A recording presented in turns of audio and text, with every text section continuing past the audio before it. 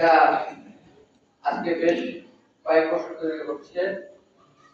তো আল্লাহ তাআলা অশেষ রহমতে প্রতি বছরই আপনাদের সামনে আসি, এবারও এসেছি।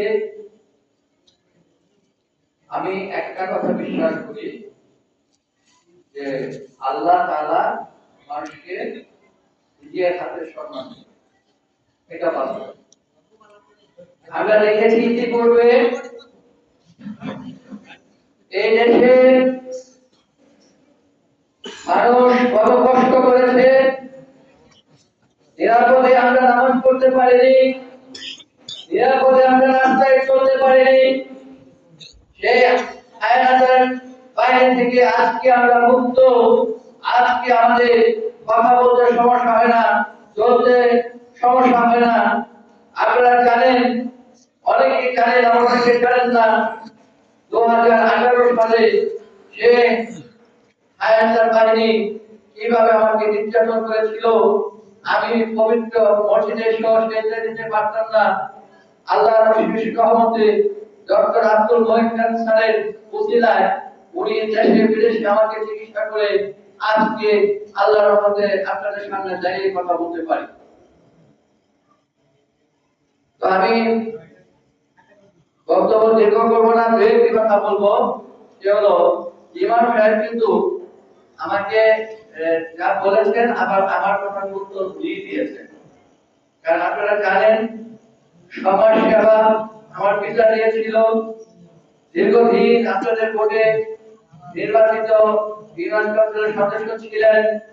2013 সাল থেকে আমি আপনাদের সাথে যোগাযোগ করতেছি এবং ইতিমধ্যে ঢাকা ইউনিয়নের যে কার্যক্রম আছে বেসরকারিভাবে আমি দেখতেছি।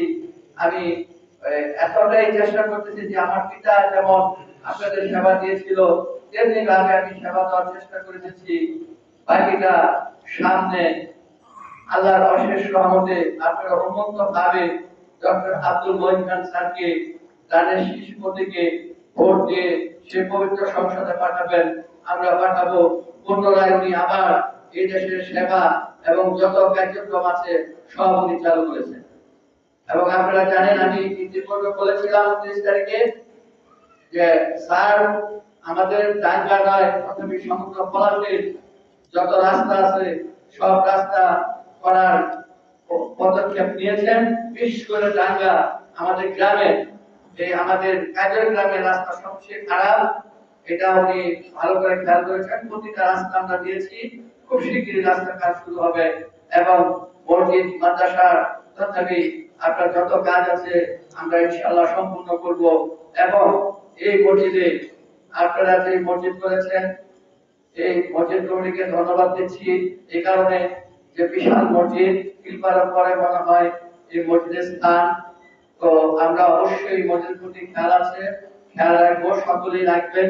আপনারা দোয়া করবেন যেন সেবা করে যেতে পারি। আমি একটা কথা সবসময় বলি, সব মাহফিলে বলি, আমি আসলে কখনোই কোনো সময় আমি ওয়াজে বা কোনো মাহফিলে বলি না যে আমি এটা করব। আমি করব, সামাজিক ভাবে করব, সমাজের কাজ করব, নিজের জন্য করব। এই জন্য আমি ইমাম সাহেবের কাছে দুঃখিত যে ইমাম সাহেব যেটা বলছে ঘোষণা দিতে সেটা আমি দিতে পারবো, আমি দেইও না কখনো। তো আপনারা দোয়া করবেন। আমি কি চাই আপনাদের কাছে, আপনারা আমার থেকে ভালো থাকবেন। সে 13 সাল থেকে শুরু করেছি, আজকে 24 সাল শেষ পর্যায়ে, 2024 শেষ পর্যায়ে। তো সবাই দোয়া করবেন। আমি এখন যে আলাদা সাহেব আছেন উনি বয়ান করবেন, আমরা শুনবো। তারপর প্রধান বক্তা বয়ান করবেন, আমরা শুনবো।